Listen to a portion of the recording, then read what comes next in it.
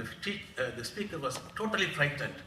And he said, I'm a bit concerned. You are holding your gun and going around the hall. What are you trying to do? He said, you continue, you go ahead. I am looking for the guy who invited you. So, I tell you, during my 33-year association with the UN, which is full of eating, meeting, eating, you know that. And I attended many meetings. Normally, if I listen to a PowerPoint presentation for 2 or 3 PowerPoint presentation, I lose my power to make a point. But during the last 2 days, believe me, I am not suffering from information overload. Every time I listen to a PowerPoint presentation, I get my energy rejuvenated. I get more power. So let me take you all to my PowerPoint presentation. Now I am making a presentation. This is the correct one? The future of world business. Whatever we say about knowledge city or smart city, it is important for us to position those cities in the context of the new industrial revolution. The first industrial revolution of the 18th century stemmed from small changes that took place in the workshops. But the third industrial revolution, the current industrial revolution, is stemming from ideas generated in the classrooms or meeting rooms. Knowledge is generated by institutions, exploited by laboratories, and commercialized by dynamic firms. So in this context, in the facets of the emerging business realities, how are you going to position the so-called knowledge cities? Now, I will just concentrate on this slide so that I can bypass all other slides, to be honest. I will just summarize the leading ideas stemming from the leading opinion makers on the future of world business. Jeremy Rifkin's, the author of the famous book, Third Industrial Revolution, he talks about only renewable sources of energy. And he says, in the next 30 to 50 years, everything will be triggered by renewable sources of energy. He does not talk about the technological marvels or innovation systems or the open innovation in value creation network in the virtual world. He does not talk about it. Only renewable energy, of course his ideas are being bombarded, some are accepting it. And Chinese, whenever there is a new book available with a lot of new ideas, immediately they translate it into Chinese and distribute the book free of cost as extensively as possible as part of knowledge dissemination. And when this book was out, Jeremy Rifkin's book was out, it was extensively distributed, and he even said each building, each house will be a powerhouse. This building will be a powerhouse. And then something occurred to them. So how is it due to solar energy? No, something else. Within 6 months, they invented a paint used for the external part of the wall. The paint serves as a solar cell. It's no exaggeration. And that house, the small house or a big building, becomes a powerhouse. And he said if that happens, the centralized distribution of power will collapse, will be replaced by decentralized. He even talks about electronically transmitting and this electricity. So how do Chinese are where they are because of all these things? And I always get the feeling that something went wrong, always goes wrong in translating the ideas from English to Chinese. When the phrase copyright was translated from English to Chinese, Chinese gained the feeling, when they read it in Chinese, they gained the feeling that copyright means right to copy. And they systematically copied it, and you know where. Let me go to the next one. Peter Marsh. Peter Marsh came out with a book called The New Industrial Revolution. He does not say one word about renewable sources of energy. He talks about technological marvels. I don't have to convince you, because man landing on the moon was yesterday science fiction. Today it's a reality thanks to technological marvels. Scientists and engineers created the required ingredients for making the man landing on the moon. And today you can see, I used to give lectures at engineering colleges in almost every week I get invited. And I just tell them, come on, generate funny ideas. This funny idea of a man landing on the moon was already in one of the Tamil films in 1954. Immediately after the marriage, hero and heroine went to the moon, had their honeymoon and came back. But it was a funny story. But today it's a reality. And I just asked them in one of the colleges, can someone include some electronic impulse in the cell phone which will indicate irregular beating of the heart and tell him, come on, go to the hospital, within 3 hours you may get heart attack. That one boy got up and he said, we already invented it. We already invented it in Coimbatore. KG Engineering College, one of the students of the KG Engineering College already invented it. So every day there is a new thing. I know the incidents of technical progress and technological marvels are transforming the way of life. This is another idea. The third idea is the economist. The Economist Intelligence Unit every year. Once in 3 months, they come out with the famous publication on technology and innovation system. I'm sure you are all reading that supplement. And they always focus on innovation.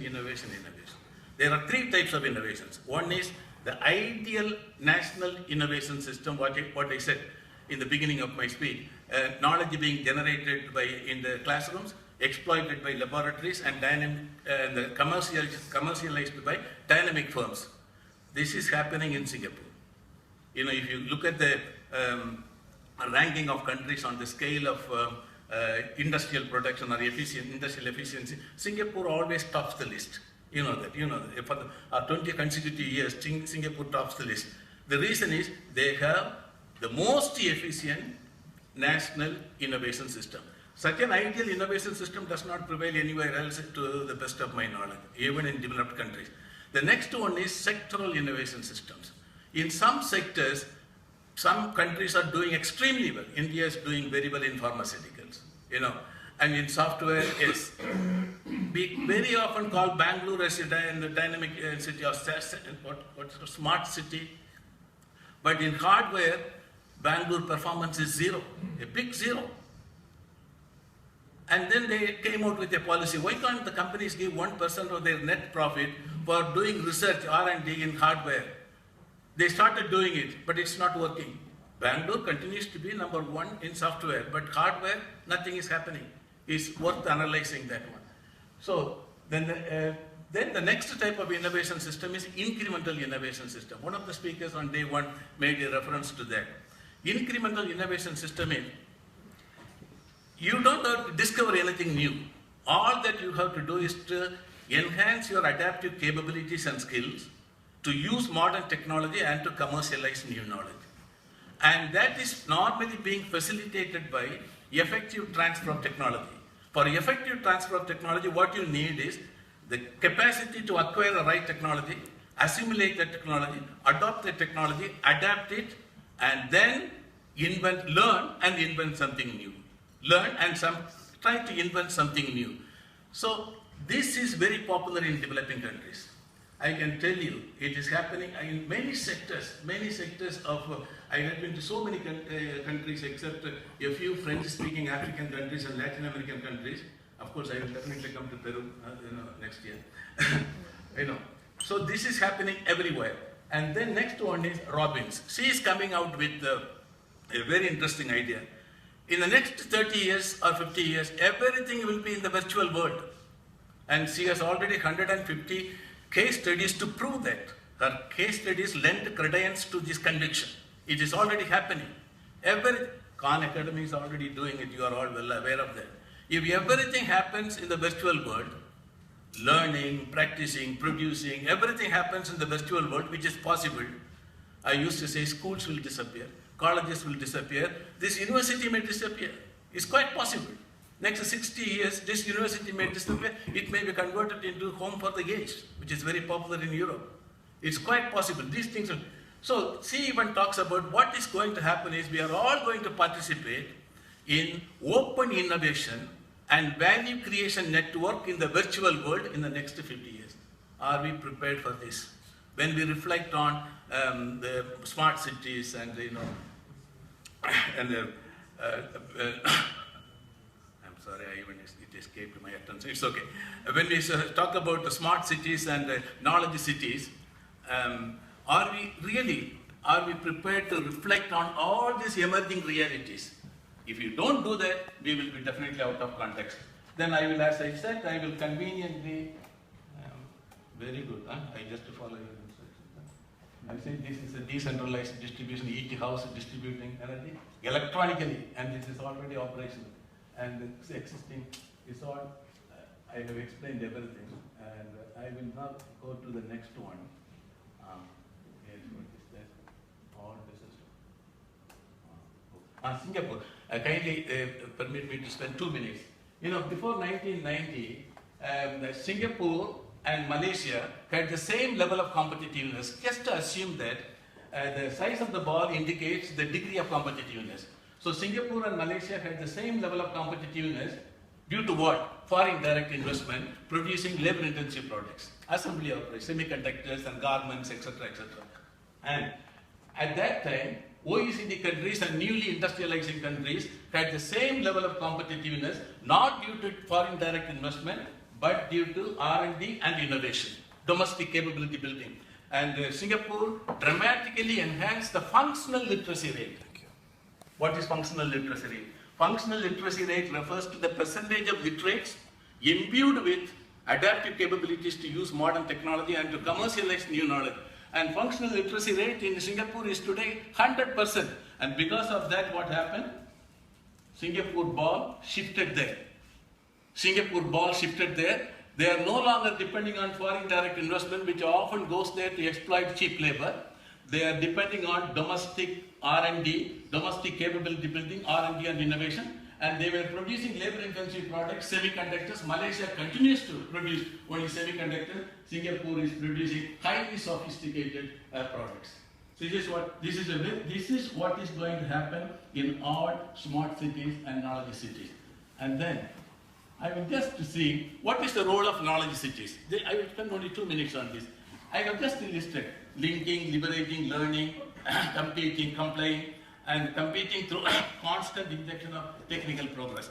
Let me just concentrate on linking, liberating, and learning. First, you establish your link with the dynamic sources of growth, okay? And then, having established the link, then you liberate your capacity, capabilities, and the resources with those dynamic sources of growth. In that process, you learn to do what? Learn to invent something new which suits your country-specific context. The best example is the automobile sector in India. You know, Indian economy was protected. Indian automobile sector was protected due to inactive policies for 4 decades for 2 car producers. A country with 1 billion people. Only 2 companies were allowed to produce cars, Fiat and Ambassador. And then came the waves of globalization. Then Tata and other companies established their link and they liberated their resources with new and dynamic sources of growth. Within 5 years, 100% indigenous car of world class surfaced in India, Tata Indica, which is being exported everywhere. That the automobile story is the best example for the importance of liberating and learning. Now, I have a small suggestion here. I'm going to take only 2 minutes, Andreas, not more than that. You know, now, we have many challenges. Our friend from Nigeria came out with a lot of challenges. It is true. I had been to Nigeria 70. Whatever you said, I loved it because I experimented with those things. You talked about the lack of governance. Yes, that's a big issue.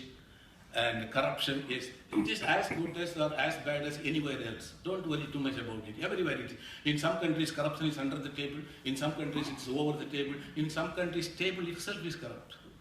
The table is corrupt. In one of the countries, when I asked a friend of mine, don't you have honest people in the country? He said, yes, we have honest people. They are a little more expensive. And recently, one organization listed the countries on the rank of honest corruption and dishonest corruption. It seems that transnational corporations don't mind honest corruption. They are worried about dishonest corruption. You get the money and don't deliver. That is dishonest corruption. It is everywhere, everywhere. Don't worry. Amidst all these challenges, we have to somehow see that knowledge cities are being created and positive spillovers are actually spread out. Now, my idea is, while reflecting on all the facets of knowledge cities, very interesting presentation. I was really stunned to silence. You know, I never listened to such a wonderful thematic presentation. My God, I'm going to contact you through, and yes, we should make a link between Stella Maris Institute and this one. I want to be part of that one. Now, it is all going to happen But amidst all these challenges, we have to see to it that we network with pockets of dynamism. We are not talking about it. I can tell you one small village in China, Kyoto village, is accounting for 67% of world button production. Can you imagine? No infrastructure, no utility services. And Italy is organizing the world button making technology exhibition every year there. How could one small village do that? Another village in Pakistan, Sialkot, that is accounting for 68% of global production of medium-range surgical instruments. You know what is happening there? They are combining their traditional skills with the new technology. This is what is happening here. If that is happening, that is Enugu cluster. You know Enugu cluster in Nigeria. Believe me, they can just, you give them a broken part, automotive component or non-automotive component, a broken part of an automotive component, a brand new BMW car. Within 2 days, they fabricate that and give it to you. It is not only as good as the original, sometimes better. Please check with them. Mercedes-Benz and BMW are subcontracting the fabrication of automotive components to that, and the cluster looks very primitive. These skills are available. It's important for knowledge cities to network with the pockets of dynamism across countries and continents. You may think that, oh, we are talking about the geographical location of the city and we are talking about this and that. How can we extend? No, you have to go beyond that. That is going to be the global reality. Whenever we want to do something new, at the first instance, it looks like something impossible. What is needed is an optimistic mindset. I tell you one story and then I wind up. During the Sunday Mass, a Catholic priest, by slip of his tongue, instead of saying, Jesus Christ fed 5,000 persons with the 5 loaves of bread, he said, Jesus Christ fed 5 persons with the 5,000 loaves of bread. He did not stop there. He said, who can do that? One guy got up and said, I can do that. Then the priest ignored him as an idiot, and then just left. Then an old lady went and told the priest, Father, you made this mistake. Next week, kindly correct it. And next week, he corrected it. He said, Jesus Christ fed 5,000 persons with the 5 loaves of bread. Who can do that? The same man got up and said, I can do that. Then the priest was annoyed. He said, how can you do this? He said, with what was left last week. See, if you have that level of optimistic mindset, you will make the impossible possible. Thank you.